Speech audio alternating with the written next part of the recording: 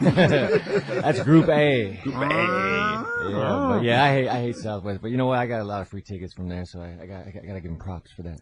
All right. Now, when you say free ticket, you mean you build frequent flyer time? Frequent flyer, yeah, which is, depressing. Frequent flyer on Southwest is a bad thing, boy. Really? It's not all that cool? I have to admit, though, I do the pre-board, which is where you act like you got a bad leg and then you get on early.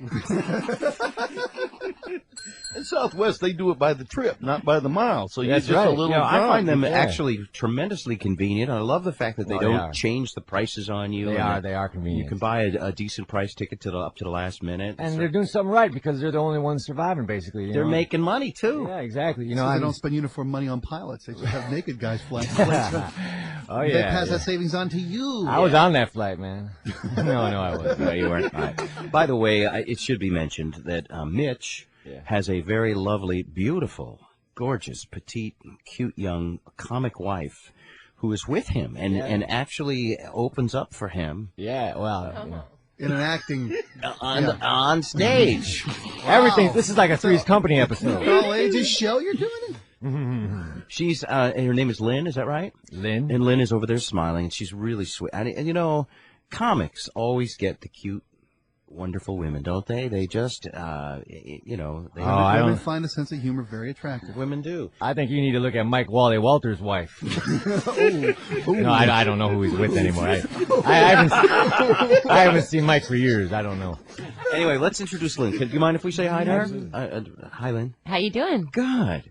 So you're the opening act? Yes, I am. Sometimes. And you travel around. How long have you and Mitch been married?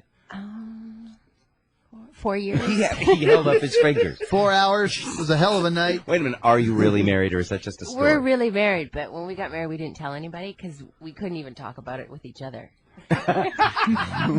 We were too not even being able to cope with being married, so we didn't tell anybody. And then one day we got an email from his mom that said something like, "We know you're married," and we didn't get any presents.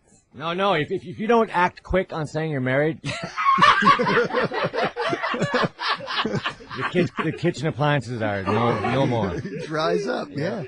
If you don't confess early that you have, in fact, become a married person, no presents. So we kind of screwed up. So how did you get married? Did you elope? Justice O' the Peace. Justice O' the Peace. In Vegas or something? Actually, San Francisco. San Francisco Justice of the Peace. Do they have like a little...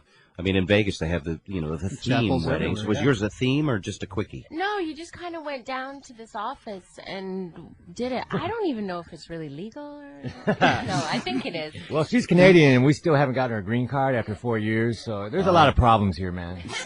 I hope clearly. It's like a common law wife then, probably. No, we're legally married. It's for real. But we just went out. The theme, I think, that day was it was Comedian Day, so we went in. The reason I got married is, I remember, the first couple of months I was married, when you get a fight, because you get to go, I want a divorce, and, walk around like that. That's the fun thing about being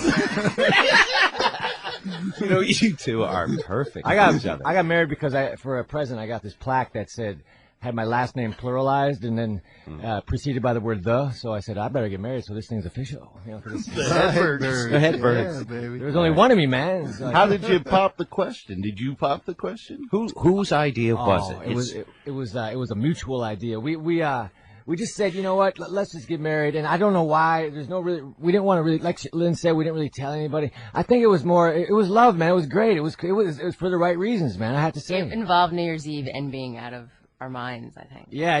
We were like, let's get married. I had to do it. You know that movie? You ever see that movie called what's that one? Super Troopers. No.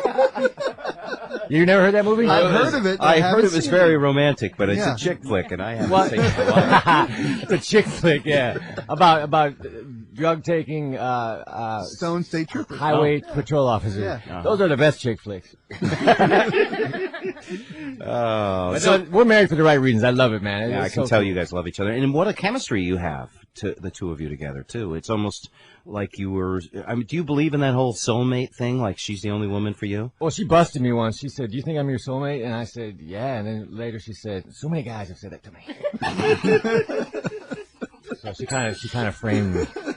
I don't use that word. I'm scared of soulmate. You know? Yeah, I said, do you think it's soulmate? And then I said, every guy thinks I'm a soulmate. Every guy that you're with you. And I know that Lynn opens up for you and everything, but you guys might think about being a team. I mean, like George Burns and Gracie Allen, there aren't great male-female comedy teams out there. Yeah. Well, look at her. She's elbowing him like, see, I've been telling you. And then maybe she'll die early and I'll live to be 100.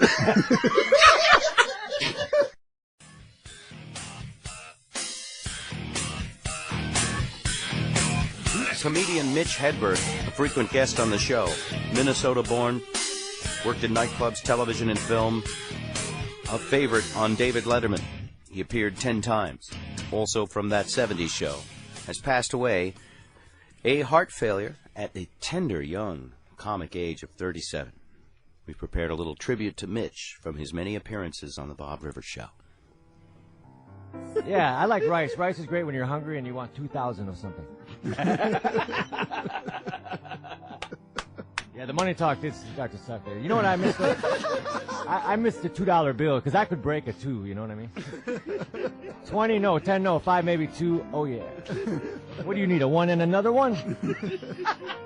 You know, I've been doing a lot of colleges lately, and I always like to buy the T-shirt from the college because I think they're well-made, quality shirts. But people get the wrong idea then. You walk around with an Auburn shirt on, and someone says, hey, Auburn, all right, did you go there? And you say, sheepishly, yeah, I went there, man.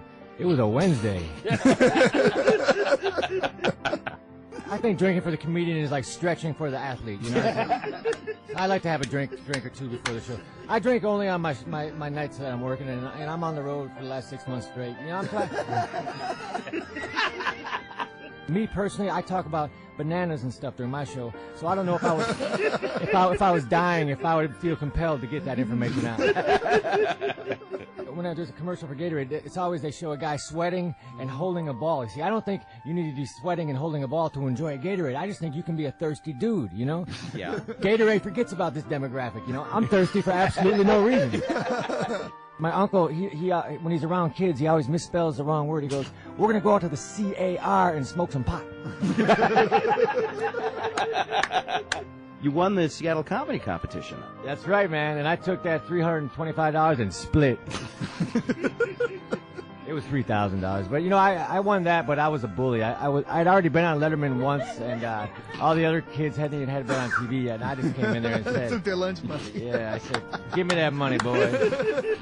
There's some local guys who probably still have some animosity. Really about pissed that. at you. Well, you know what they say about a comedy competition? There's 20 comedians in it, 5 who advance to the semifinals, and 15 who don't think comedy should be judged.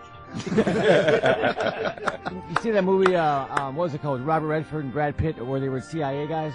What was it called? It was Spy. Spy Game. Well, he had accumulated, what, $275,000, and he was about to go down to Bahamas and kick it, you know? So that's what I want to do, man. I want to be able to kick it for the last years of my life, you know? There you go, Mitch Hedberg. Passed away at the age of 37. Way too soon. Funny guy.